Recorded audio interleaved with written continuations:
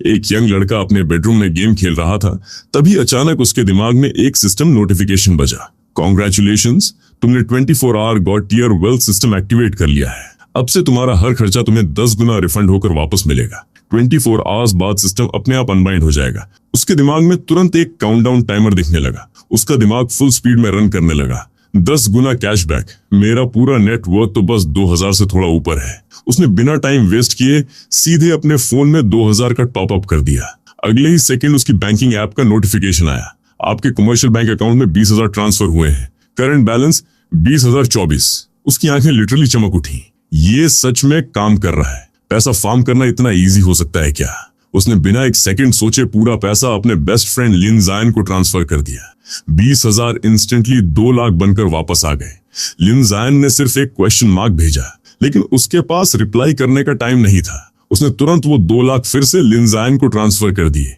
अगले ही पल उसके अकाउंट में 20 लाख वापस आ गए। तभी अचानक लिन जायन का कॉल आ गया, भाई तेरे दिमाग में क्या चल रहा है? 2,20,000 तू कर क्या रहा है? इतना पैसा आया कहां से?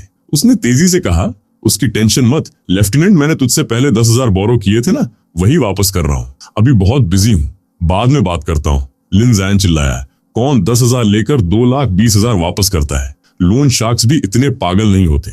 आखिर तू कर क्या रहा है? उसकी उंगलियां फोन स्क्रीन पर इतनी तेजी से चल रही थी जैसे कोई हैकर मिशन पर हो। उसने अपने सारे ऑनलाइन लोन्स और क्रेडिट कार्ड्स तुरंत क्लियर करने शुरू कर दिए। असल में वो बड़े बड़े खर्चे करके कैशबैक जल्दी बढ़ाना चाहता था, लेकिन एक आम इंसान अचानक इतना पैसा खर्च कहां करता?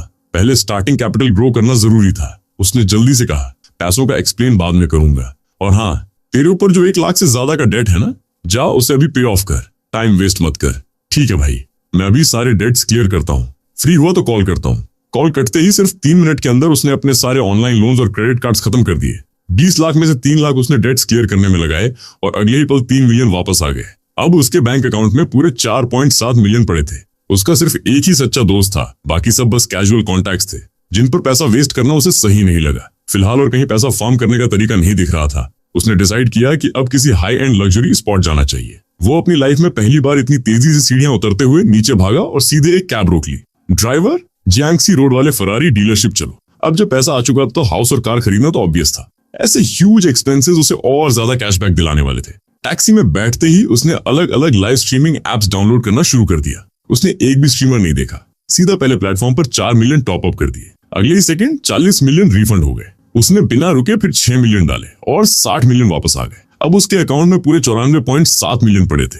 उसने एक ही प्लेटफॉर्म पर ज्यादा पैसा डालने की हिम्मत नहीं की, कहीं अननेसेसरी अटेंशन अट्रैक्ट ना हो जाए। फिर उसने बाकी प्लेटफॉर्म्स पर भी सेम ट्रिक यूज की और हर ऐप में 10 मिलियन डाल दिए। Cashback successful. उसने तुरंत ड्राइवर से कहा, भाई मुझे बहुत जल्दी पहुंचना है, फास्टेस्ट पॉसिबल ड्राइव करो, मैं अभी तुम्हें 5,000 ट्रांसफर करता हूँ, टाइट पकड़ कर बैठो, आज तुम्हें दिखाता हूँ माउंट अकीना का असली गॉड कौन है। कार तुरंत रॉकेट की तरह भागने लगी। उसने QR कोड स्कैन करके 5,000 ट्रांसफर किए और अगले ही पल 50,000 वापस मिल गए।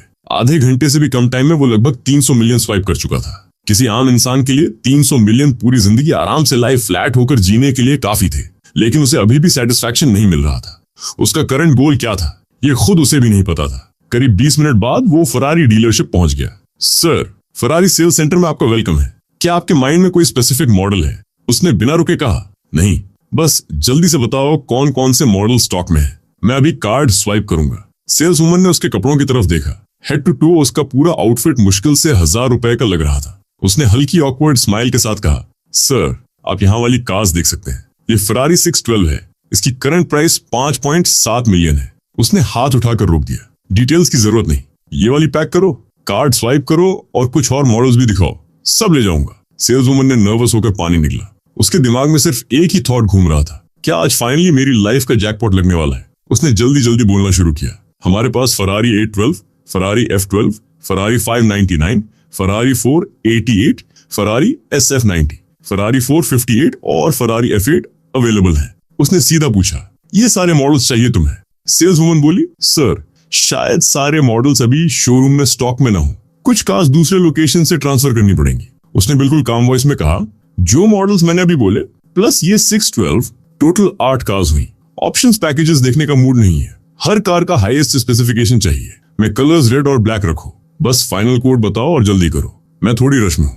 सेल्स वुमन ने बिना एक सेकंड वेस्ट किए कैलकुलेटर निकाला और क्रेजी स्पीड में कैलकुलेशन शुरू कर दी। सर, खास की बेस प्राइसेस तो फिक्स्ड हैं, लेकिन रोड पर उतारने के लिए ऑप्शंस, पैकेजेस, इंश्योरेंस और बाकी चार्जेस भी ऐड होंगे। अल्टीमेटली सारी कार्स का टोटल 53.5 मिलियन बनेगा। उसके कार्ड में लगभग 300 मिलियन पड़े थे। उसके पास एक एक करके स्वाइप करने का टाइम नहीं था। उसने बिना सोचे सीधा कहा, ऐसा करो, इसी सेटअप के 4 और आइडेंटिकल सेट्स बना दो। टोटल 5 सेट्स चाहिए। सेल्स वुमन पूरी तरह स्टंट रह गई। उसने लोगों को फरारी खरीदते देखा था, लेकिन कोई सुपर कार्स को ऐसे खरीद रहा था जैसे सब्जी मंडी से ग्रोसरीज उठा रहा हो। ये लिटरली इंसेन था। उसने कैजुअली पूछा, तुम लोगों के पास लाफरारी है क्या? सेल्स वुमन ने तुरंत जवाब दिया, सर, लाफरारी लिमिटेड एडिशन है, वो ग्लोबली ऑलरेडी सोल्ड आउट हो चुकी है। उसके चेहरे पर हल्की डिसअपॉइंटमेंट आ गई। लगता है वो वाली नहीं मिल पाएगी। चलो कार्ड स्वाइप करो। नॉर्मली ऐसी बैंक कार्ड्स की डेली स्पेंडिंग लिमिट होती है, लेकिन सिस्टम की पावर इस दुनिया के रूल्स को भी क्रश कर रही थी। उसने बस एक फिंगर से पेमेंट कंफर्म किया और लिमिट का रूल जैसे एग्जिस्ट ही नहीं करता था। अगले ही पल ट्रांजैक्शन सक्सेसफुल की आवाज गूंजी और सेल्स वुमन की आंखों में उसे देखकर साफ इन्फैचुएशन दिखने लगा। फेरारी जैसी सुपरकार डीलरशिप्स में वैसे भी डेली कस्टमर्स बहुत कम आते थे, इसलिए खाली बैठी बाकी सेल्स वुमन भी उसके आसपास गैदर होने लगी। हर किसी की कोशिश थी कि समहाउ इस रिच गाय के थोड़ा करीब पहुंच जाए। उसके बॉडी पर पड़े सिंपल क्लोथ्स अब उन्हें लो की बिलियनियर वाइब्स देने लगे थे। उसने जो 200 मिलियन से ज्यादा भी स्वाइप किए थे, वो इंस्टेंटली 2.6 बिलियन बनकर वापस आ गए। पहले से पड़े 70 मिलियन जोड़कर अब उसके पास लगभग 2.7 बिलियन कैश था और टोटल 40 कार्स। वो आराम से एक एक डॉक्यूमेंट साइन करता गया। चारों तरफ सेल्स वुमेन का पूरा क्राउड उसे घेरे खड़ा था। यहाँ तक कि मैनेजर खुद भाग कर आया, उसके लिए टी पॉर करने लगा, पानी सर्व करने लगा। लिटरली ऐसे बाव कर रहा था जैसे किसी एम्परर की सेवा कर रहा हो। मिस्टर गू, बस एक बार फिर रिमाइंड कर दूं, इतनी सारी कार्स डिलीवर होने में करीब हाफ ईयर लग सकता है। उसने बिल्कुल काम होकर कहा, कोई इश्यू नहीं, जैसे जैसे अवेलेबल हो डिलीवर करते रहना, मैं वेट कर सकता हूं। ये सुनते ही सेल्स वुमन ने राहत की सांस ली। सिर्फ इस ऑर्डर की वैल्यू ही 200 मिलियन से ऊपर थी। कमीशन कितना बनेगा वो इमेजिन तक नहीं कर पा रही थी। उसके दिमाग में तो यहां तक चल रहा था कि अगर वो बस उसके करीब भी आ जाए तो उसकी जिंदगी लग्जरी में निकल सकती है। अगर ये सब पहले होता तो शायद वो भी इतनी सारी ब्यूटीज के साथ टाइम स्पेंड करने में इंटरेस्टेड होता, लेकिन अभी उसके पास सिर्फ 24 आवर्स थे। ऑलरेडी 1 घंटे से ज्यादा निकल चुका था। उसके पास डिस्ट्रैक्शंस के लिए टाइम नहीं था। इस स्टेज पर सारी खूबसूरत लड़कियां भी साइड क्वेस्ट से ज्यादा कुछ नहीं थी।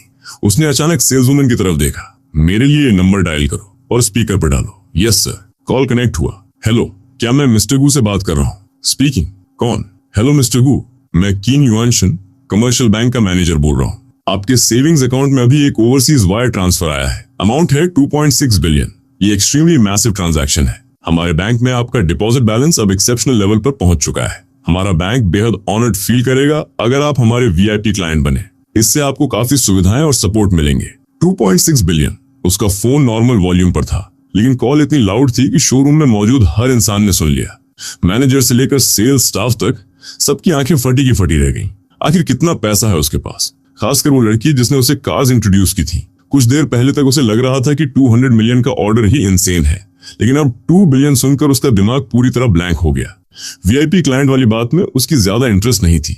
उसे बैंक की इन्फ्लुएंस और कनेक्शन ज्यादा वैल्यूबल लग रही थी। उसने सीधे कहा, हेलो मैनेजर किन, वीआईपी वाली बात बाद में करेंगे, फिलहाल मुझे आपकी हेल्प चाहिए। बस आदेश दीजिए मिस्टर गू, इतना फॉर्मल होने की जरूरत नहीं। मुझे हाउस खरीदना है, लग्जरी अपार्टमेंट या विला, कुछ भी चलेगा। क्या इस एरिया में आपके कनेक्शंस हैं? मुझे अभी चाहिए, और सिर्फ एक नहीं। अगर प्रॉपर्टीज पसंद आ गई तो मैं तुरंत फुल पेमेंट कर दूंगा। मैनेजर किंग की आवाज इंस्टेंटली रिस्पेक्टफुल हो गई। मिस्टर गू, मुझे बस कुछ मिनट्स दीजिए, मैं अभी आपके लिए कॉन्टैक्ट्स अरेंज करता हूँ। कॉल करते ही उसके आसपास खड़ी सेल्स वुमेन अब जोर से सांस लेने की भी हिम्मत नहीं कर पा रही थी। अगर उसके पास सिर्फ कुछ 100 मिलियन होते तो शायद उनमें से कोई ड्रीम देखती कि किसी दिन वो उससे शादी कर सकती है, लेकिन अब जब बात बिलियंस की थी और शायद वो भी उसकी टोटल वेल्थ का छोटा हिस्सा था, तब उन्हें समझ आ गया कि आदमी किसी और ही लेवल पर है। उसने कैजुअली पूछा, इनमें से कौन सी कार्स अभी स्टॉक में है? क्या मैं अभी कोई ड्राइव करके ले जा सकता हूँ? मैनेजर तुरंत बोला, मिस्टर गू, आपने जिन कार्स को सिलेक्ट किया है उनमें कस्टमाइज्ड कॉन्फ़िगरेशंस ऐड है। अर्लीस्ट डिलीवरी आज आफ्टरनून 3 o'clock तक पॉसिबल होगी। 3 o'clock? उसने हल्का सा सिर हिलाया। जो कार सबसे पहले रेडी हो मुझे तुरंत कॉल करना, और हाँ, टैंक फुल करवा देना। लाइसेंस प्लेट्स रेगुलर ही रखो। मुझे अभी कुछ और काम है, मैं निकल रहा हूँ। मैनेजर और पूरा सेल्स टीम उसे ऑलमोस्ट रॉयल सेंड ऑफ देने लगा। जैसे ही वो डीलरशिप से बाहर निकला, उसका फोन फिर बजा। किन युआनशन का कॉल था। हेलो मिस्टर गू, मैंने अभी कुछ कॉल्स किए हैं। फिलहाल काफी लोग अपनी प्रॉपर्टी सेल करना चाह रहे हैं। आपका क्या प्लान है? उसने सीधे पूछा, तुम्हारा बैंक कहाँ है? मेरे लिए उनसे मीटिंग अरेंज करो। अभी लगभग नून हो चुका है। अगर पॉसिबल हो तो आफ्टरनून 3 o'clock पर बैंक में मीटिंग रखो। चिन युआनशन की आवाज एक्साइटमेंट से भर गई। मिस्टर गू, आपके जैसे एस्टीम्ड गेस्ट को सर्व करना हमारे बैंक के लिए ऑनर की बात है। मैं तुरंत अपॉइंटमेंट अरेंज करता हूँ, उसने काम वॉइस में कहा। फिर ये काम तुम्हारे हाथ में है मैनेजर चिन, उसने अचानक कुछ याद करते हुए पूछा। ओ राइट, क्या तुम किसी प्राइवेट यॉट कंपनी, मैन्युफैक्चरर्स या प्राइवेट जेट डीलर्स को जानते हो? चिन युआनशन की आवाज तुरंत कॉन्फिडेंट हो गई। रेस्ट एश्योर्ड मिस्टर गू, हमारा commercial bank top tier VIP services provide करता है। आपकी कोई भी रिक्वेस्ट हो हम फुलफिल कर सकते हैं, उसने बिना डिले किए कहा। तो फिर उनके साथ भी अपॉइंटमेंट्स अरेंज कर दो, मैं आज आफ्टरनून में सबसे मिलूंगा। आफ्टरनून की मीटिंग्स अभी बाकी थी, लेकिन तब तक उसके पास और डीलरशिप्स घूमकर कार्स खरीदने और कार्ड स्वाइप करने का पूरा टाइम था। लकीली उसी स्ट्रीट पे बाकी लग्जरी कार शोरूम्स भी थे।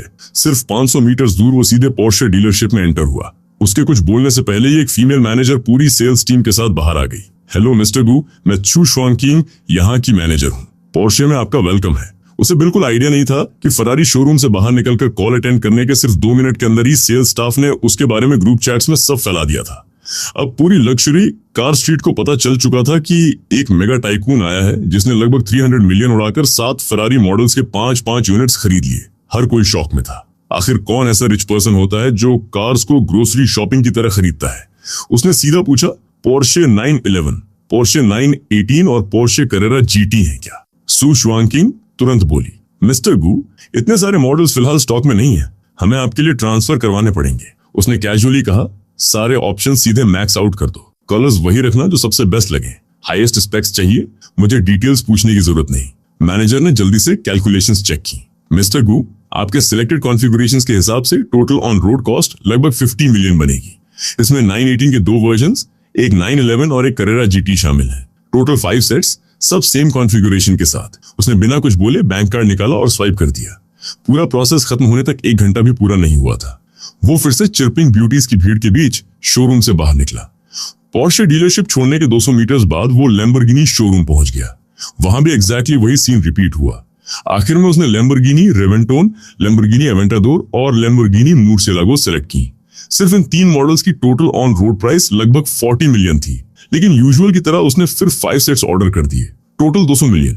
उसके अकाउंट में पड़े 4.9 बिलियन मोमेंटरली घटकर 4.7 बिलियन हुए, फिर इंस्टेंटली 2 बिलियन वापस रिफंड हुए। अब उसके पास टोटल 6.72 बिलियन फंड्स थे। वही पुराना तरीका, कॉन्ट्रैक्ट साइन करो और निकल जाओ। बाकी चीजों पर वेस्ट करने लायक टाइम नहीं था।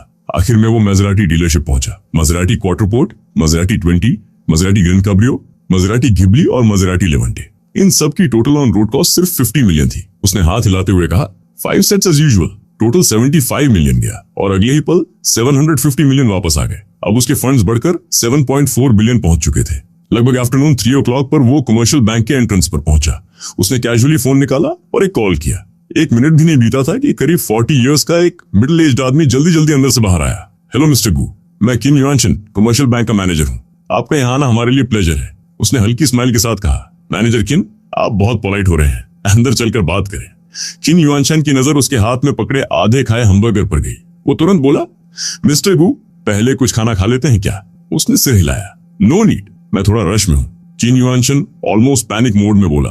तो ऐसा करते हैं, मैं अभी अपने लोगों को बाहर भेजकर आपके लिए मील मंगवाता हूँ, कैसा रहेगा? उसने कैजुअली कहा। सिंपल ही रखना, सॉरी फॉर द ट्रबल। किन युआनशन तुरंत बोला, नहीं नहीं, इसमें कोई ट्रबल नहीं है। बात करते करते दोनों अंदर चले गए। इस बार वहां काफी लोग मौजूद थे, क्योंकि मीटिंग्स बहुत सारे लोगों के साथ अरेंज की गई थी, इसलिए चिन युआनशन खुद उसके लिए टी पॉर करने लगा। मिस्टर गू, जिन जिन लोगों से आपकी अपॉइंटमेंट्स थी वो सब पहुंच चुके हैं। शॉर्ट इंट्रोडक्शंस के बाद उसने पूरे रूम पर नजर डाली। सबको इस तरह यहाँ बुलाने के लिए सॉरी, लेकिन मेरा टाइम काफी टाइट है, इसलिए कन्वीनियंस के लिए ऐसा करना पड़ा। लेकिन मुझे यकीन है कि आगे होने वाली डिस्कशन से आप सब डेफिनेटली सेटिस्फाइड होंगे। वहां बैठे सभी लोग बिजनेस वर्ल्ड के सीजन्ड वेटरन्स थे।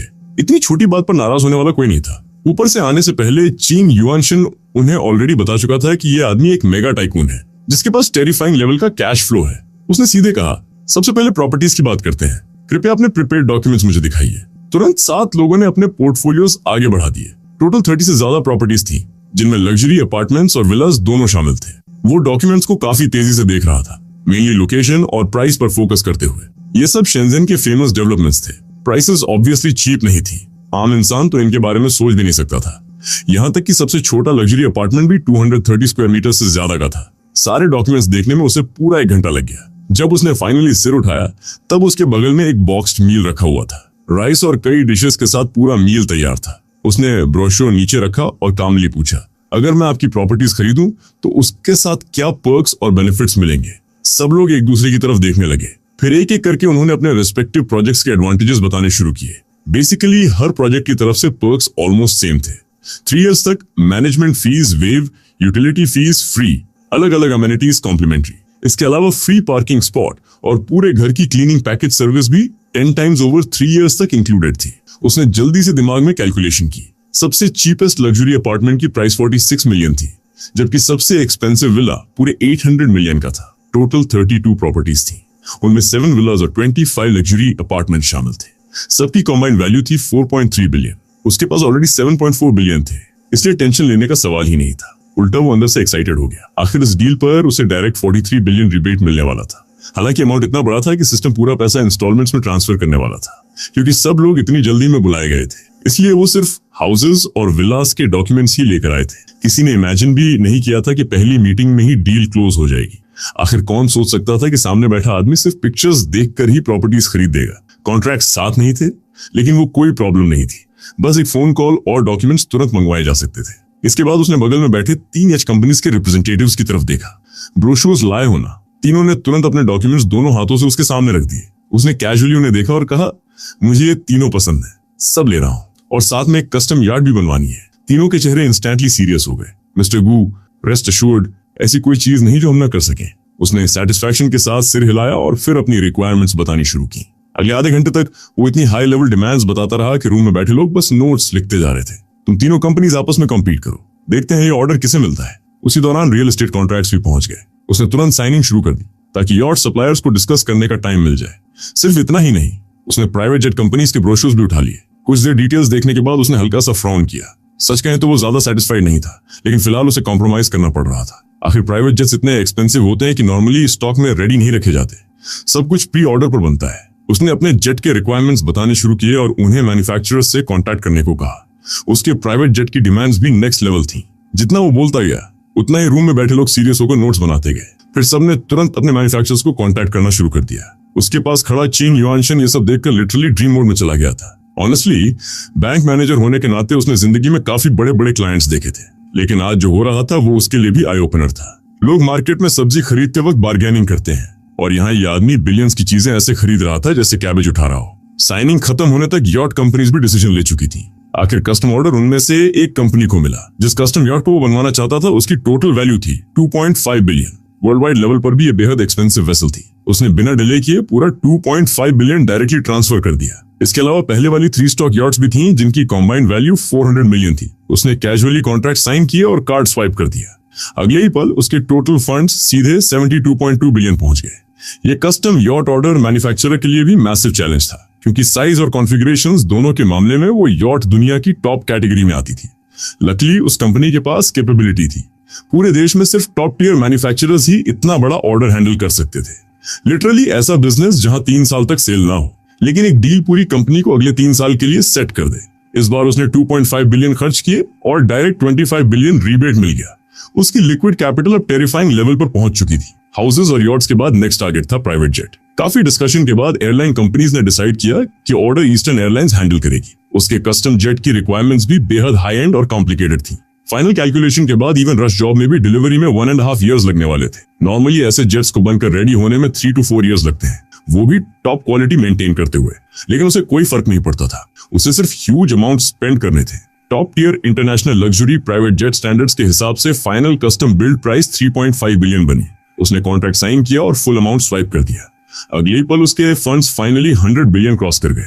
Total 103.7 billion. जब तक सारी मीटिंग्स खत्म हुई तब तक इवनिंग 7 o'clock क्रॉस हो चुका था। उसने अपने टेम्पल्स दबाए। ऑनेस्टली, सुबह 10 o'clock से लगातार पैसा स्पेंड करना भी अपने आप में एग्जॉस्टिंग था। सिर्फ आफ्टरनून की डिस्कशंस, निगोशिएशंस और साइनिंग्स ने ही उसका दिमाग घुमा दिया था। तभी किन युआनशन धीरे से बोला, मिस्टर गू, आप काफी टायर्ड लग रहे हैं। अगर अनुमति दें तो मुझे आपको डिनर ट्रीट करने का मौका दीजिए, थोड़ा रेस्ट कर लीजिए। ऑलराइट, चलिए। चिन युआनशन का एटीट्यूड काफी हम्बल था, जबकि वो एक बैंक मैनेजर था। मैनेजर चिन, रेस्टरूम कहाँ है? मुझे हाथ वॉश करने हैं। चिन युआनशन तुरंत उसे रेस्टरूम तक ले गया। उसे अंदर जाते देख उसने फटाफट अपना फोन निकाला और कॉल लगा दी। जब वो बाहर आया, मिस्टर गू, चलते हैं। चिन युआनशन की गाइडेंस में दोनों एक प्राइवेट रेस्टोरेंट पहुंचे। मैनेजर किन, मुझे आपसे कुछ पूछना था। ऐसे कौन से फील्ड्स हैं जिनमें एंटर होने के लिए बहुत पैसा लगता है? एक्सपेंसिव। उसने थोड़ा सोचा, फिर बोला, जैसे कुछ लग्जरी वॉचेस खरीदना, आर्ट वर्क्स कलेक्ट करना, हाई एंड ज्वेलरी, ये सब काफी बड़े खर्चे हैं। और कुछ? अगर सिर्फ पैसा स्पेंड करने की बात करें तो इन्वेस्टमेंट सबसे फास्ट तरीका है। मैनेजर कीन, क्या अभी ऐसी कोई कंपनीज हैं जिन्हें इन्वेस्टमेंट कैपिटल की जरूरत हो? मैं देखना चाहता हूँ। अगर अपॉर्चुनिटी अच्छी लगी तो शायद कुछ कंपनीज को बैक कर दूं। मिस्टर गू, ऐसी कंपनीज तो बहुत हैं। पूरे देश में काउंटलेस कंपनीज हैं और हर इंडस्ट्री में इन्वेस्टमेंट की जरूरत पड़ती रहती है। मैं भी कई नेम्स गिना सकता हूँ। तो फिर मैनेजर किन, मेरे लिए थोड़ा इंस्पेक्शन कर लीजिए। Film and entertainment, new media, health care and pharmaceuticals, education and training, इनमें से कोई भी सेक्टर चलेगा। बस कंपनी बहुत बेकार नहीं होनी चाहिए, वरना फ्यूचर ही ना हुआ तो क्या फायदा। उसने ये जानबूझकर कहा, क्योंकि जैसी वो इन्वेस्टमेंट करेगा उसे रिबेट मिलने वाला था। मिस्टर गू, आप टेंशन मत लीजिए, डिनर के तुरंत बाद मैं आपको कांटेक्ट कर दूंगा। दोनों की डील जल्दी फाइनलाइज हो गई। मिस्टर गू, उम्मीद है आप अपने फंड्स हमारी बैंक में डिपॉजिट करने के बारे में सोचेंगे।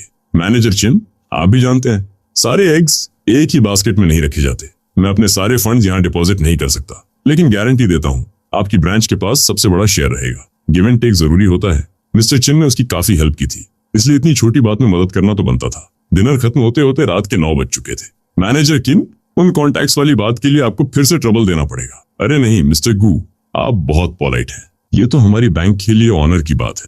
ऑलराइट, मुझे एक स्काई स्क्रैपर भी खरीदना है। क्या आपको पता है आसपास कोई सेल करना चाहता हो? मिस्टर गू, कमर्शियल बिल्डिंग खरीदना सस्ता नहीं होता। अगर खरीदना है तो मुझे केयरफुली पूछताछ करनी पड़ेगी, और ऑनेस्टली शायद बहुत कम लोग सेल करना चाहेंगे। उसकी आंखें अचानक इधर उधर घूमी, जैसे उसे कुछ याद आ गया हो। सही है मिस्टर गू, अगर न्यूली कंस्ट्रक्टेड बिल्डिंग हो जो अभी यूज में ना आई हो तो कोई इशू नहीं। रिनोवेशन और डेकोरेशन मैं खुद करवा लूंगा। अगर ऐसा है तो मुझे एक परफेक्ट जगह पता है। कुछ साल पहले एक कंपनी ने हमारी बैंक से लोन लिया था। उन्होंने एक ट्विन टावर कॉम्प्लेक्स बनाया, 2 massive buildings side by side. अंदर का कंस्ट्रक्शन काफी एडवांस्ड है। Commercial offices, hotels, bars, residences, multi functional areas, सब कुछ डिजाइन किया गया है। लेकिन हैंडओवर बस पिछले महीने ही कंप्लीट हुआ है। सुना है अभी इंटीरियर डेकोरेशन चल रहा है। स्पेसिफिक प्रोग्रेस मुझे नहीं पता। मुझे लीज नहीं चाहिए, मैं सीधा बाय करना चाहता हूँ। मैनेजर चिन, उनसे पूछ सकते हैं। अगर सूटेबल हुआ तो मैं डायरेक्ट खरीद लूंगा। चिन युआनशन ने सिर हिलाया और तुरंत फोन लगा दिया। हेलो मैनेजर चिन, इतनी रात को कॉल? सब ठीक है ना? आज मैं किसी के बिहाफ पर कॉल कर रहा हूँ। आपसे कुछ पूछना था। किसी के बिहाफ पर? कौन? क्या बात है? आपकी दोनों बिल्डिंग्स का क्या प्रोग्रेस चल रहा है? ओल्ड चिन, लोन वाले पैसे के लिए कॉल कर रहे हो ना? टेंशन मत लो, हमारा काम ऑलमोस्ट फिनिश है, जल्दी ही रेडी हो जाएगा। उसके बाद रेंटल इनकम से लोन आराम से रीपे हो जाएगा। रुको, मेरा वो मतलब नहीं था। मैं पूछना चाहता था, क्या आप उसे सेल करने वाले हैं? सेल?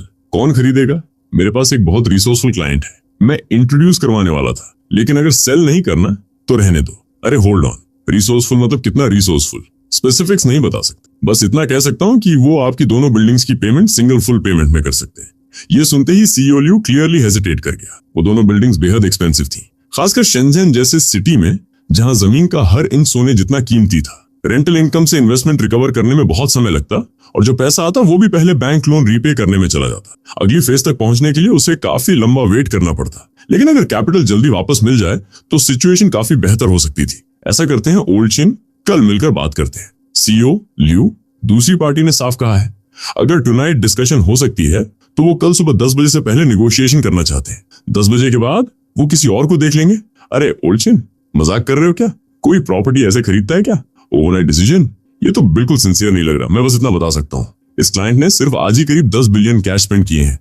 ये सुनते ही सीईओ लियू चुप हो गया। 10 बिलियन कैश? बाकी सब छोड़ो, सिर्फ इतनी बड़ी कैश पेमेंट करने की कैपेबिलिटी ही ये प्रूव करने के लिए काफी थी कि सामने वाला इंसान सच में टेरिफाइंग लेवल की पावर रखता था। सामने वाला इंसान उससे मजाक करने वालों में से नहीं लग रहा था। लेकिन इतनी जल्दी क्यों? आज रात ही डिसीजन लेना जरूरी है। सीईओ लियू का दिमाग सवालों से भरा पड़ा था। प्रॉपर्टी खरीदना कोई आसान चीज नहीं होती। पहले इंस्पेक्शन करो, फिर कंपैरिजन, फिर बार बार डिस्कशन, फिर जाकर कहीं डाउन पेमेंट की बात फाइनलाइज होती है। लेकिन ये इंसान पूरी तरह अनकन्वेंशनल तरीके से मूव कर रहा था, लेकिन उसके पास कोई ऑप्शन भी नहीं था। सामने वाले के पास जरूरत से ज्यादा पैसा था। ऐसा करते हैं, 1 घंटे बाद मैं आपको वापस कॉल करता हूँ। ठीक है। कॉल कट करने के बाद उसने अपना सिर दबाया और बोला, ओ राइट, इन्वेस्टमेंट्स वाली बात भी है। मैनेजर चीन, आप साथ में ये भी पूछताछ कर दीजिए, शायद एक मैस मैसेज भेज दीजिए। अगर किसी कंपनीज को इन्वेस्टमेंट कैपिटल चाहिए हो तो अब उसके पास हंड्रेड्स ऑफ बिलियंस की एसेट्स थी। वो बस ऐसे आइडल नहीं छोड़ सकता था। उसे इन्वेस्ट करना जरूरी था ताकि प्रॉफिट जनरेट हो सके। और ऑनेस्टली प्रॉफिट ना भी मिले, इन्वेस्टमेंट फिर भी फायदे का डील था। क्या पता अचानक फॉर्च्यून ही बन जाए। मैसेज अभी भेजा ही गया था। पूरे 10 सेकंड्स भी नहीं हुए थे कि किन युआनशान का फोन बज उठा। ओ माय, मिस्टर वांग, बताइए मैं क्या हेल्प कर सकता हूँ? डायरेक्टर किन, मैंने अभी आपका मैसेज देखा। डिटेल्स मुझे नहीं पता, लेकिन एक बात गारंटी से कह सकता हूँ, ये सब बिल्कुल रियल है। और वैसे भी हम लोग अभी साथ में हैं। रात काफी हो चुकी है, अभी विजिट करना रूड लगेगा, इसलिए मैं कल सुबह पर्सनली मिलने आना चाहता हूँ। चिन युआनशान ने गू की तरफ देखा। गू ने हल्का सा सिग्नल दिया। कल सुबह 8 बजे मेरी बैंक के कॉन्फ्रेंस रूम में। सारे डॉक्यूमेंट्स और कॉन्ट्रैक्ट साथ लेकर आइएगा। Thank you. डायरेक्टर चीन घंटे से भी कम समय में चिन युआनशान को कम से कम 20 कॉल्स आ चुके थे। हर कोई कोऑपरेशन और इन्वेस्टमेंट अपॉर्चुनिटी चाहता था। कई लोग तो कॉल तक कनेक्ट नहीं कर पाए, इसलिए सीधे मैसेजेस स्पैम करने लगे। 1 घंटे बाद मिस्टर लियू का भी वापस कॉल आया। डायरेक्टर चीन, हमने डिस्कशन कर लिया है, बिल्डिंग सेल की जा सकती है, लेकिन पहले से साइन कॉन्ट्रैक्ट्स का इश्यू हम सॉल्व नहीं कर पाएंगे। बायर को खुद हैंडल करना पड़ेगा। गू ने सिग्नल दिया कि उसे प्रॉब्लम नहीं है। No problem. कल सुबह 7 बजे मेरी बैंक के कॉन्फ्रेंस रूम में सारे डॉक्यूमेंट्स और कॉन्ट्रैक्ट्स लेकर आइए। कुछ और फॉर्मल बातें हुई, फिर कॉल कट गया। फोन में मैसेजेस की फ्लड देखकर किन युआनशान ने बिटर लाफ छोड़ी। मिस्टर गू, इतने सारे लोग हैं, क्या आप सीरियस हैं इस बारे में? जो भी टुनाइट फ्री है उसे अभी मिलने भेज दो, और जो टुनाइट फ्री नहीं है वो कल सुबह 9 बजे से पहले आ जाए। 9 बजे के बाद आने की जरूरत नहीं, क्योंकि 10 बजे के बाद मेरे दूसरे काम है, फिर किसी से मिलने का टाइम नहीं होगा। उसे समझ नहीं आ रहा था कि गू आखिर करना क्या चाहता है, लेकिन पूछना उसका काम भी नहीं था। चिन युआनशान ने सबको मैसेज भेजा, फिर घड़ी देखी। क्यों ना हम किसी दूसरी जगह चलते हैं। वो जल्दी से उसे एक प्राइवेट क्लब के एंट्रेंस पर ले गया। मिस्टर गू, ये एक बॉस का प्राइवेट क्लब है जिसे मैं जानता हूँ। अंदर सब कुछ है, bats, lounges, massage services, service top class है, और बिजनेस डिस्कशन के लिए काफी क्वाइट स्पॉट्स भी हैं। चिन युआनशान की लीड में गू रूम 6 से 6 तक पहुंचा। जेंटलमैन, ये है मिस्टर गू, आज रात के god of wealth. Hello mister Gu. भले ही उसकी उम्र कम थी, लेकिन उन सबकी नजरों में वो चलता फिरता गॉड ऑफ वेल्थ बन चुका था। हालांकि गू इस फील्ड का एक्सपर्ट नहीं था, लेकिन कुछ इंडस्ट्रीज का फ्यूचर और पोटेंशियल वो साफ देख सकता था, जैसे हेल्थ केयर और एजुकेशन। ये ऐसे इंडस्ट्रीज हैं जो कभी कोलैप्स नहीं होने वाले। आखिर में उसने डजन्स ऑफ कंपनीज और कॉर्पोरेशंस में इन्वेस्टमेंट किया। टोटल इन्वेस्टमेंट था 30 बिलियन। नेचुरली उसे 300 बिलियन कैशबैक भी मिला। रात के 3-4 बजे तक कंपनी रिप्रेजेंटेटिव्स आखिरकार वहां से निकले। तब जाकर गू को थोड़ा रेयर रेस्ट मिला, लेकिन वो ज्यादा देर सो भी नहीं पाया था कि किन युआनशान ने उसे जगा दिया। मिस्टर गू, हमें बैंक जाना होगा। अभी भी कुछ रिप्रेजेंटेटिव्स अपॉइंटमेंट लेकर आए हुए हैं। डार्क सर्कल से भरी आंखों के साथ गू और किन युआनशान जल्दी जल्दी कमर्शियल बैंक के कॉन्फ्रेंस रूम पहुंचे। मिस्टर लू और उसकी सेक्रेटरी पहले से डॉक्यूमेंट्स का बड़ा स्टैक तैयार करके बैठे थे। गू ने डॉक्यूमेंट्स लिए और सिर्फ सबसे इंपॉर्टेंट पार्ट स्किम किए। I will take it. वो इस जगह को अपना पर्सनल हेडक्वार्टर्स बनाना चाहता था। नेचुरली वो किसी भी लीजिंग सिचुएशन को अलाउ नहीं कर सकता था, इसलिए उसने दोनों बिल्डिंग्स पूरे 30 बिलियन में एक्वायर कर लिए। Direct cashback 300 billion. इसके अलावा उसने बाकी रिप्रेजेंटेटिव्स में भी 20 बिलियन इन्वेस्ट कर दिए। सुबह के 9:50 तक उसने सारे कॉन्ट्रैक्ट साइन कर दिए। फिर उसने रेस्टरूम जाने का एक्सक्यूज बनाया। कुछ मिनट्स बाद उसके दिमाग में सिस्टम की नोटिफिकेशन गूंजी। 24 आवर्स पूरे हो चुके हैं, सिस्टम अब ऑटोमेटिकली अनबाइंड होगा। होस्ट को हैप्पी लाइफ की शुभकामनाएं। उसे पहले से पता था कि सिस्टम हमेशा के लिए उसके साथ नहीं रहने वाला, तो फिर मैं भी तुम्हें स्मूथ सेलिंग विश करता हूँ। इसके साथ ही सिस्टम धीरे धीरे पार्टिकल्स की तरह हवा में डिसॉल्व होने लगा। उसने गहरी सांस ली। अंदर कहीं हल्का खालीपन महसूस हुआ। फिर उसने खुद को संभाला, इमोशंस कंट्रोल किए और वापस कॉन्फ्रेंस रूम में लौट आया। इन 24 आवर्स में सिस्टम की मदद से उसने कुल 8.237 ट्रिलियन कमा लिए थे, और ये तो सिर्फ शुरुआत थी। ये पूरा पैसा लिक्विड कैश था। वो जब चाहे तब उसे विड्रॉ करके खर्च कर सकता था। और फिक्स्ड एसेट्स की बात करें तो उसके पास दर्जनों लग्जरी विलास और हाई एंड अपार्टमेंट्स थे, साथ में 100 से भी ज्यादा सुपर कार्स, प्राइवेट जेट्स और पर्सनल यार्ड्स भी। इतना ही नहीं, लगभग 100 कंपनीज और एंटरप्राइजेस में उसके इन्वेस्टमेंट शेयर्स थे, और वो 2 स्काईस्क्रेपर्स भी उसी के नाम थे। सिर्फ इन्हीं चीजों को बेच दे, तब भी अगर कभी जिंदगी में सच में डाउनफॉल आ जाए तो भी उसके पास फिर से खड़े होने के लिए बिलियंस बच जाएंगे। डायरेक्टर चिन, आपने बहुत मेहनत की। यहाँ का काम अब रैप अप हो चुका है। मुझे कुछ और मैटर्स अटेंड करने हैं, इसलिए अब मैं निकलता हूँ। प्रेसिडेंट गू जैसे बिजी आदमी का बिजी रहना अच्छी बात है। आइए, मैं आपको बाहर तक छोड़ देता हूँ। चिन युआनशान को गुड बाय बोलने के बाद वो सबसे पहले अपने रेंटेड अपार्टमेंट वापस गया। उसने सामान पैक करने का सोचा, लेकिन ऑनेस्टली देखा जाए तो पैक करने लायक ज्यादा कुछ था ही नहीं। उसने अपने लैंडलॉर्ड को कॉल लगाया। अंकल लू, मैं अब यहाँ से मूव आउट करने वाला हूँ। गू, बेटा सब ठीक तो है ना? अगर रेंट की टेंशन है तो कोई जल्दी नहीं है, फिलहाल यहीं रहो, सैलरी मिलने के बाद दे देना। नहीं अंकल लू, ऐसी बात नहीं है। मैंने नया हाउस खरीद लिया है, अब से मेरा खुद का प्लेस होगा। अरे वाह, लगता है बड़ा आदमी बन गया तू। चल फिर आराम से पैकिंग कर, बाद में की मेरे दरवाजे पर छोड़ देना, बाकी डिपॉजिट मैं ट्रांसफर कर दूंगा। ठीक है अंकल लू, थैंक यू। आखिरकार उसके सारे पेंडिंग काम लगभग खत्म हो चुके थे। तभी उसने लिन जैन को फोन लगाया। भाई तू आखिर कर क्या रहा था? मैं पूरा दिन तेरा वेट कर रहा था और अब कॉल कर रहा है। अरे अभी अभी काम खत्म हुआ, लेकिन तेरी आवाज बड़ी खुश लग रही है। ऑफ कोर्स खुश रहूंगा ना, मेरे सारे डेट्स क्लियर हो गए। क्या तूने आखिर किया क्या? बस थोड़ा क्रिप्टो वाला पैसा था पुराने टाइम का, अकाउंट में अभी रिसेंटली आया। और हाँ, मैंने तुझे जो अमाउंट ट्रांसफर किया था उससे मेरे डेट्स भी ऑलमोस्ट खत्म हो गए। पूरा क्लियर हो गया। हाँ, पूरे 2 लाख का डेट था, अब सिर्फ 20,000 बाकी है। ये तो बहुत बढ़िया है। लेकिन सुन, तेरे ये 2 लाख मैं वापस कैसे दूंगा? कोई जल्दी नहीं है, जब हो सके तब धीरे धीरे दे देना। और ऑनेस्टली ना भी लौटाए तो चलेगा, मेरे लिए वो कुछ भी नहीं है। मैंने कुछ साल पहले क्रिप्टो में मजे मजे में इन्वेस्टमेंट किया था, फिर भूल गया। अब अचानक पैसा अकाउंट में आ गया। भाई तू तो सच में रिच हो गया। अब से अपना पैसा संभाल कर रखना। जिंदगी सरवाइव करनी है, सरवाइव बाद में करेंगे, पहले जिंदगी एंजॉय करेंगे। डरने की क्या बात है? वो हल्का सा हंसा और कॉल कट कर दिया। थोड़ी देर बाद वो एक ऑफिस बिल्डिंग पहुंचा और अपनी कार आराम से पार्क की।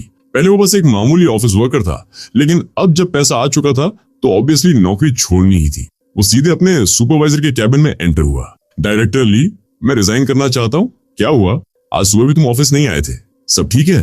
कुछ सीरियस नहीं है? बस पहले का थोड़ा क्रिप्टो था, उसे मैंने कुछ दिन पहले सेल कर दिया। अब मैं जॉब क्विट करना चाहता हूँ। कोई कॉन्फ्लिक्ट या ड्रामा नहीं है। डायरेक्टर ली ने सरप्राइजिंगली जल्दी रेजिग्नेशन एक्सेप्ट कर लिया। उसके बाद उसने अपने कॉलिग से गुड बाय बोला, रेजिग्नेशन लेटर सबमिट किया और कंपनी से बाहर निकल गया। लेकिन कुछ ही मिनट बाद नीचे ऑफिस फ्लोर पर शोर मच गया। अरे तुम लोगों ने नीचे क्या देखा? क्या गू बाइशन अभी फरारी ड्राइव करके गया है? फरारी? उधर वो पूरी तरह रिलैक्स मूड में ड्राइव कर रहा था। उसने डिसाइड कर लिया था कि अब से वो अपनी लाविश लाइफ खुलकर एंजॉय करेगा। और सबसे पहला काम था नए क्लोथ्स खरीदना। लग्जरी शॉपिंग का उसे ज्यादा एक्सपीरियंस नहीं था। उसने सुना था कि कुछ चीजें खरीदने के लिए एसेट्स वेरिफिकेशन तक करवानी पड़ती है, जो काफी ट्रबलसम प्रोसेस होता है। लेकिन अब उसे फर्क नहीं पड़ता था। आखिर अब वो रिच मैन था, प्रोफेशनल्स को हायर कर सकता था, जैसे कि बैंक। उसने तुरंत किन युआनशन को कॉल लगाया। डायरेक्टर चीन, एक सवाल था, क्या हमारे बैंक की पार्टनरशिप किसी हाई एंड लग्जरी ब्रांड्स के साथ है? मिस्टर गू, आप बिल्कुल टेंशन मत लीजिए। चेंगझो में शायद ही कोई सेक्टर हो जिसमें हमारा कमर्शियल बैंक इन्वॉल्व ना हो। मैं भी लग्जरी गुड्स खरीदने जाना चाहता हूँ। बैंक अपने पार्टनर से कांटेक्ट करके बता दे कि मेरे लिए बेस्ट प्लेस कौन सी रहेगी। ऐसा करते हैं प्रेसिडेंट गू, मैं बैंक से एक स्पेशलिस्ट अरेंज कर देता हूँ। वो रेगुलरली लग्जरी ब्रांड्स के साथ काम करती हैं। वो पर्सनली आपके साथ जाएंगी। कैसा रहेगा? परफेक्ट। मैं आपके अपडेट का वेट करता हूँ। कॉल कट होने के 3 मिनट बाद ही एक अननोन नंबर से फोन आया। हेलो, क्या मैं मिस्टर गू से बात कर रही हूँ? स्पीकिंग। ग्रीटिंग्स एस्टीम्ड मिस्टर गू, मैं शेंगसिंग कमर्शियल बैंक से बोल रही हूँ। डायरेक्टर किन ने मुझे आपका पर्सनल शॉपिंग कंसल्टेंट असाइन किया है। हम कल रात डिनर में मिले भी थे। मेरा नाम मेंग शिव है। ओह, तो आप थी। मिस्टर गू, अगर आपको लग्जरी ब्रांड्स खरीदने हैं तो मैं mix international shopping centre recommend करूंगी। वहाँ ब्रांड्स भी काफी कॉम्प्रिहेंसिव हैं और पूरा प्लेस बहुत हाई टियर है। ठीक है, वहीं चलते हैं। मैं वैसे भी उसी तरफ ड्राइव कर रहा हूँ। रास्ते में बैंक आता है, मैं आपको पिक कर लूंगा। आपको तकलीफ होगी, कोई इशू नहीं। आपकी असिस्टेंस करना मेरे लिए ऑनर है। आखिर उसका मौका आ चुका था। दिन में 10 बिलियन स्वाइप हुए थे, फिर 30 बिलियन की 2 बिल्डिंग्स। वो इस अपॉर्चुनिटी को पकड़ पाती है या नहीं, सब कुछ आज पे डिपेंड करता था। आज सुबह कॉन्फ्रेंस रूम में उसे बस साइड में खड़े होकर टी सर्व करनी पड़ रही थी। छोटे मोटे काम करने पड़ रहे थे। पूरे सेशन के दौरान उसने हर चीज क्रिस्टल क्लियर तरीके से देखी थी, लेकिन उसने आज तक उसके जैसे सुपर टाइकून को कभी क्लोज से नहीं देखा था। उसकी एंट्री ने उसे एक नई अपॉर्चुनिटी की झलक दिखा दी थी, लेकिन वो उसका फेवर जीत पाएगी या नहीं, इस बात की उसे बिल्कुल भी गारंटी नहीं थी। कुछ मिनट बाद वो वहां पहुंच गया। कार में बैठने से पहले से ही वो उसे ऑब्जर्व कर रहा था। अब जब वो उसके बिल्कुल पास बैठी थी तो वो उसे और क्लियरली देख पा रहा था। उसकी फिगर लिटरली टॉप टियर थी। उसे अपनी तरफ देखते महसूस करके मेंग शिव के दिल में सीक्रेटली एक्साइटमेंट की वेव दौड़ गई। आप लग्जरी गुड्स के बारे में काफी नॉलेज रखते हो क्या? मेरे काम की वजह से मुझे शेंझन की कई लग्जरी बुटीक्स के साथ फ्रीक्वेंटली कोलैबोरेट करना पड़ता है, और ऑनेस्टली मुझे खुद भी ये चीजें काफी पसंद है, इसलिए थोड़ा बहुत नॉलेज हो गया। कुछ ही देर में कार एमएक्सी इंटरनेशनल शॉपिंग सेंटर पहुंच गई।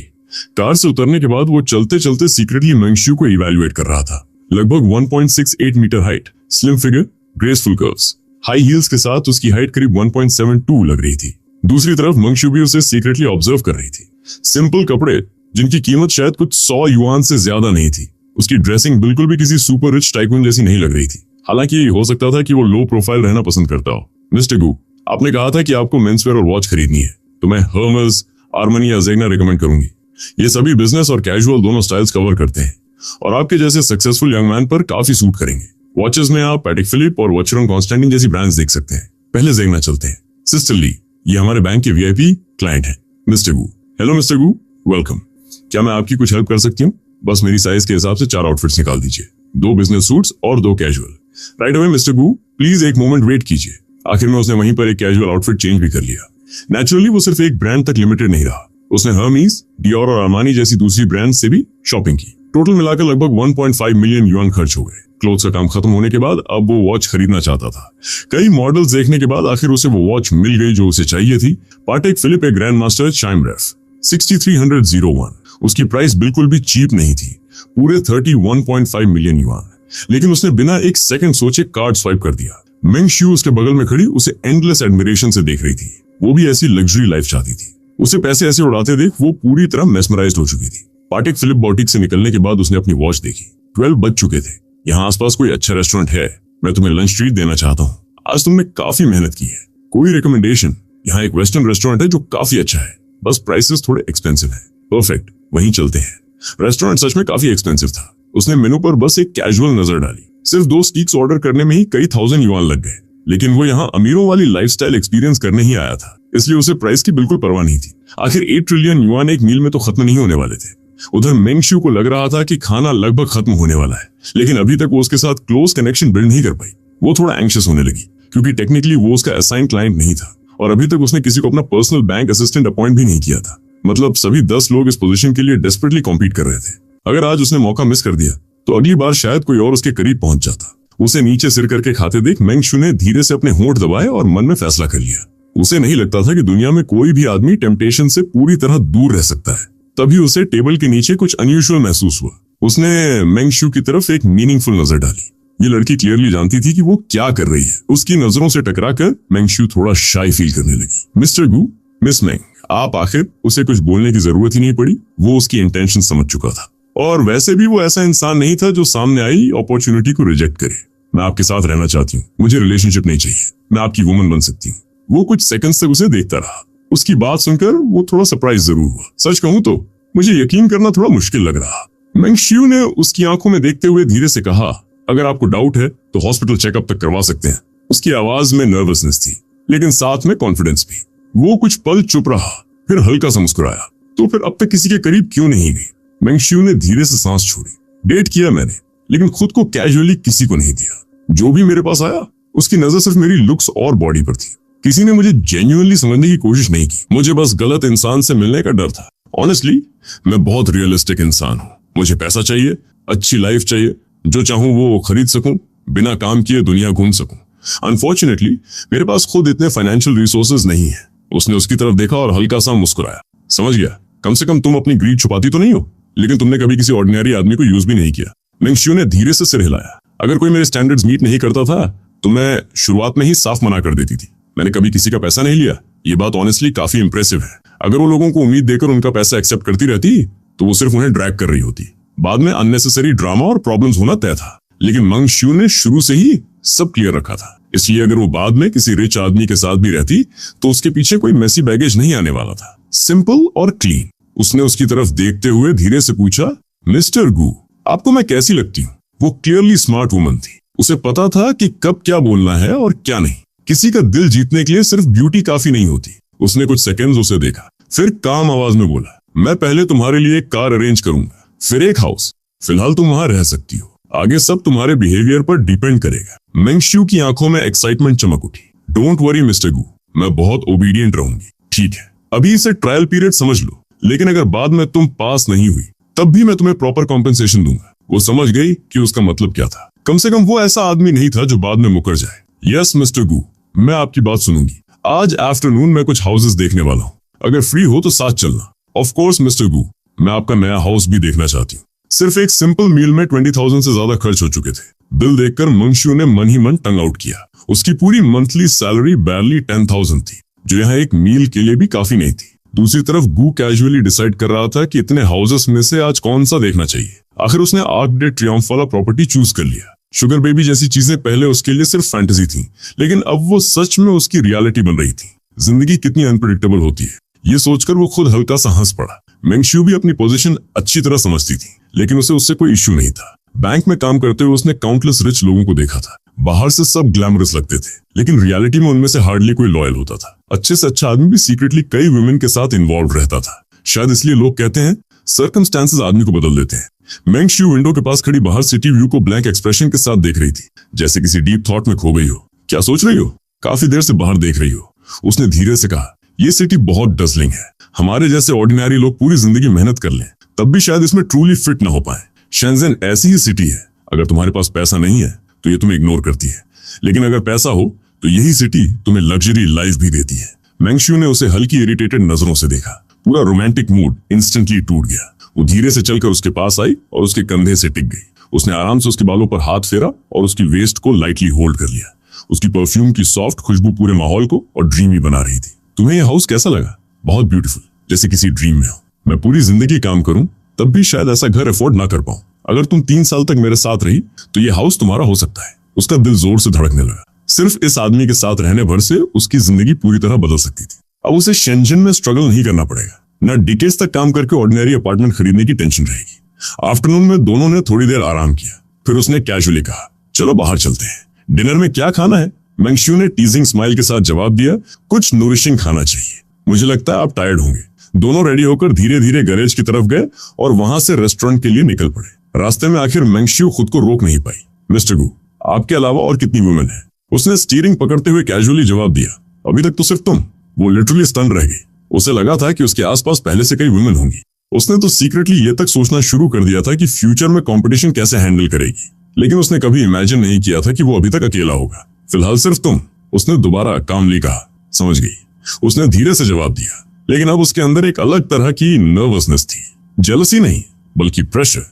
उसे अचानक अपने खरीदे हुए उन बुक्स की याद आई जिन पर टाइटल्स थे, how to win a man's heart और 100 नरिशिंग मील्स। बिजी स्केड्यूल की वजह से उसने उन्हें कभी सीरियसली नहीं पढ़ा था, लेकिन अब उसके दिमाग में सिर्फ एक ही थॉट घूम रहा था, उसे सब पढ़ना पड़ेगा। आखिर हर आदमी केयर, अटेंशन और इम्पोर्टेंस फील करना चाहता है। कोई ऐसा इंसान जो उसकी छोटी छोटी बातें नोटिस करे, मुश्किल वक्त में साथ दे, उसकी ओपिनियंस को रिस्पेक्ट करे और उसे जेन्युइनली स्पेशल फील कराए। ऐसी केयरिंग गर्ल किसे पसंद नहीं आई? ऑनेस्टली बताओ, कौन सा आदमी मना करेगा?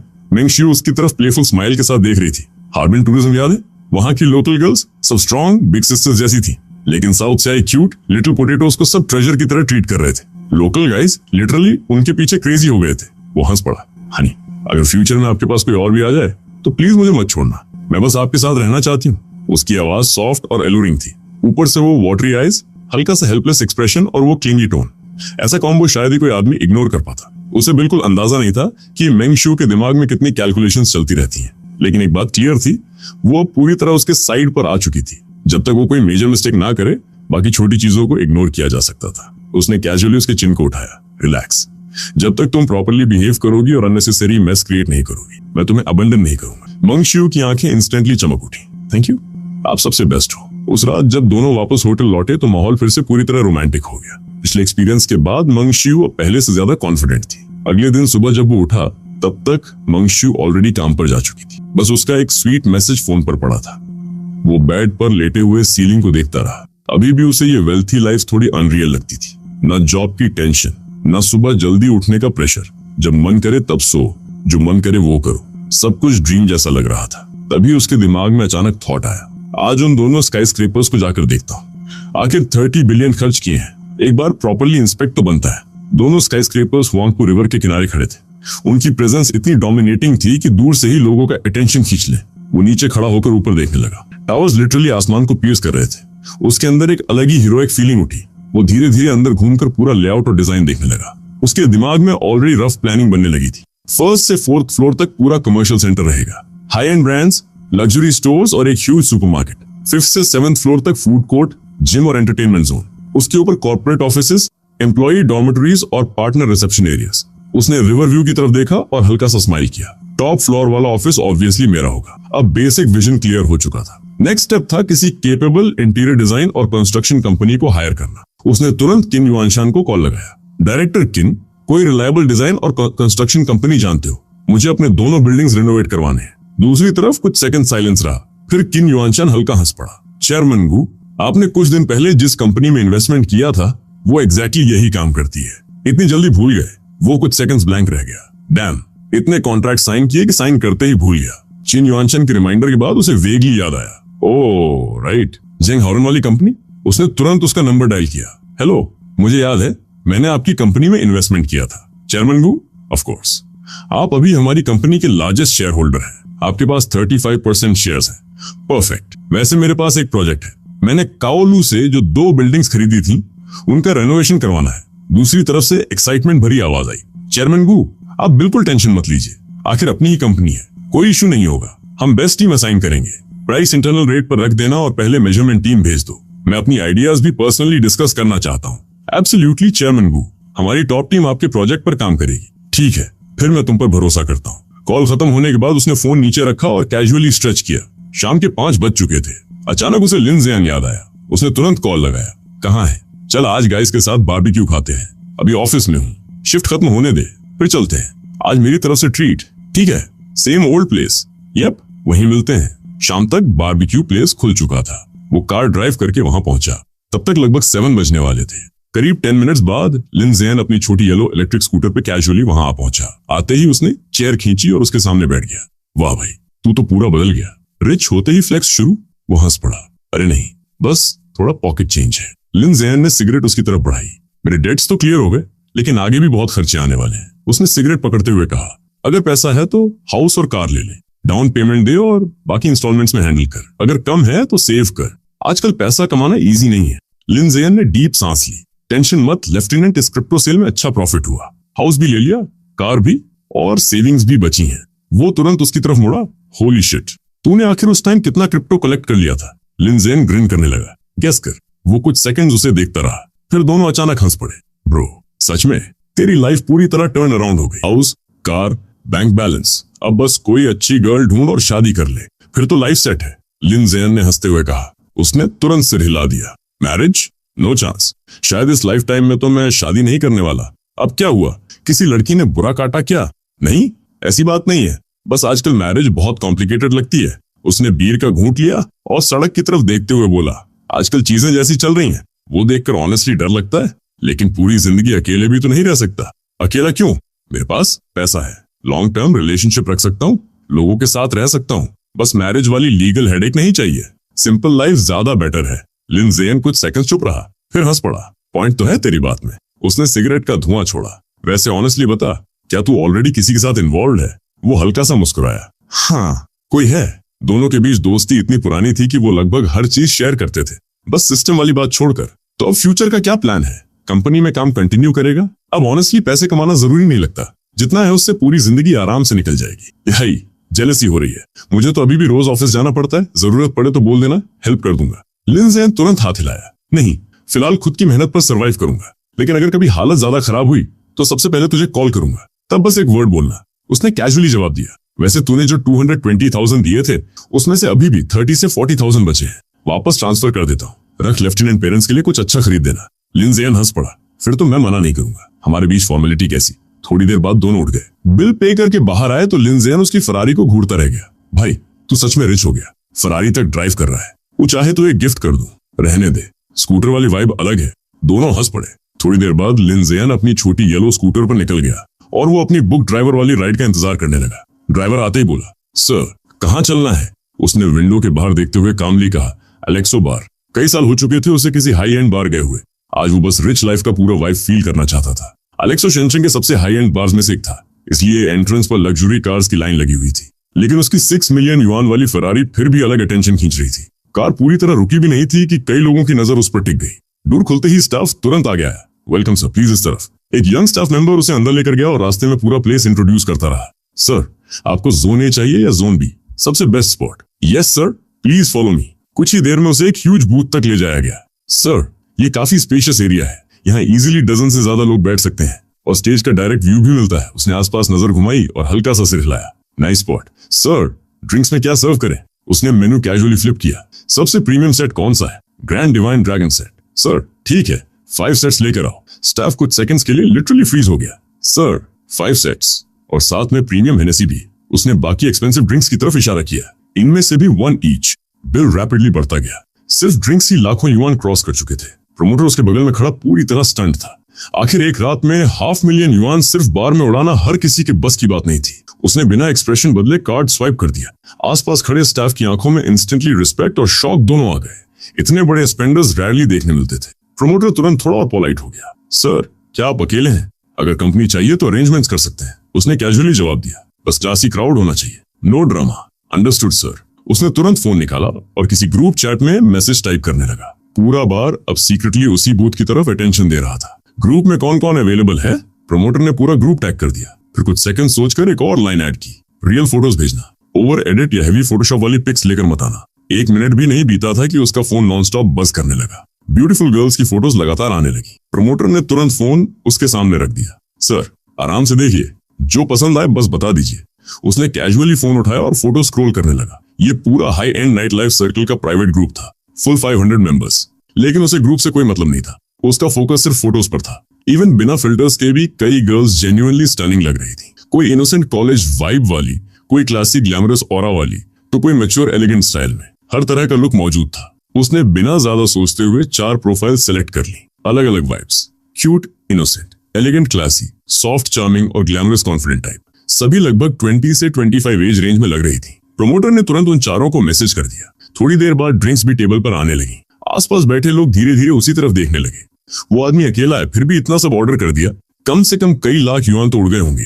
कुछ गर्ल्स आपस में विस्पर करने लगी। कई लोग क्यूरियोसिटी में उसकी तरफ बार बार देख रहे थे, लेकिन उसे किसी की अटेंशन से फर्क नहीं पड़ रहा था। थोड़ी देर बाद पहली गर्ल उसकी टेबल की तरफ आई। हाय, मैं चूचू। उसने सामने वाली सीट की तरफ इशारा किया। बैठो। लड़की का पूरा वाइब इनोसेंट था। स्ट्रेट बैंग्स, शोल्डर तक बाल, सिंपल व्हाइट टी शर्ट और ब्लैक स्कर्ट, ऊपर से क्लीन स्नीकर्स। पूरा प्योर कॉलेज गर्ल एस्थेटिक। लेकिन वो इतना समझ चुका था कि नाइट लाइफ वर्ल्ड में हर इंसान सिचुएशन के हिसाब से अपना पर्सना चेंज करना जानता है। कोई स्वीट बन सकता है, कोई कोल्ड ग्लैमरस, कोई प्लेफुल, कोई एलिगेंट।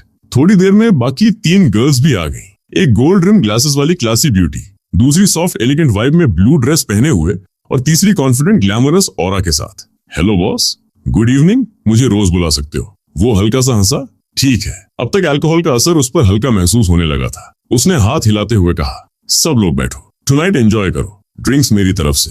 चारों गर्ल्स इंस्टेंटली और चेयरफुल हो गईं। ग्लासेस टकराने की आवाज लगातार गूंजने लगी। उसने वेटर को बुलाया। एक और टैबलेट लाओ, जो ऑर्डर करना है फ्रीली करो, प्राइस की टेंशन मत लो। वेटर तुरंत सिर हिलाकर चला गया। चारों गर्ल्स की आंखों में सरप्राइज साफ दिख रहा था। उन्होंने बिना हेजिटेट किए प्रीमियम शैंपेन ऑर्डर कर दी। उनमें से एक ने हाफ टीजिंग टोन में पूछा, सर, इतना खर्च करना सीरियसली ओके है? उसने आराम से पीछे लीन किया। मनी का पॉइंट ही क्या है अगर एंजॉय ना कर सको। फिर उसने कैजुअली स्टेज की तरफ देखा। डीजे और परफॉर्मर्स को टिप भेजो, एवरीवन शुड एंजॉय टुनाइट। पूरे एटमॉस्फेयर का वाइब इंस्टेंटली और हाइप्ड हो गया। आसपास बैठे लोग भी एक्साइटमेंट में चीयर करने लगे। चारों गर्ल्स अब उसे और ज्यादा इंटरेस्ट से देख रही थी। उसने हंसते हुए कहा, जो टुनाइट सबसे ज्यादा फन वाइब क्रिएट करेगी उसके लिए स्पेशल सरप्राइज होगा। बस इतना सुनते ही चारों के एक्सप्रेशंस बदल गए। फ्रेंडली स्माइल्स के पीछे साइलेंट कंपटीशन शुरू हो चुका था। रात काफी आगे बढ़ चुकी थी। करीब 2 AM के आसपास वो फाइनली उठ खड़ा हुआ। चलो वेन्यू चेंज करते हैं। बाहर उसकी फेरारी ऑलरेडी स्पॉटलाइट की तरह खड़ी थी। उसने कीज कैजुअली रोज की तरफ उछाली। ड्राइव कर लोगी? Of course. बाकी गर्ल्स दूसरी लग्जरी कार में बैठ गई। रात के अंधेरे में दोनों सुपर कार्स की इंजन जोर से रॉर करने लगी और पूरा कन्वॉय सिटी लाइट्स के बीच आगे बढ़ गया। उसके लिए लग्जरी और वाइल्ड फ्रीडम वाली नई लाइफ अभी बस शुरू हुई थी।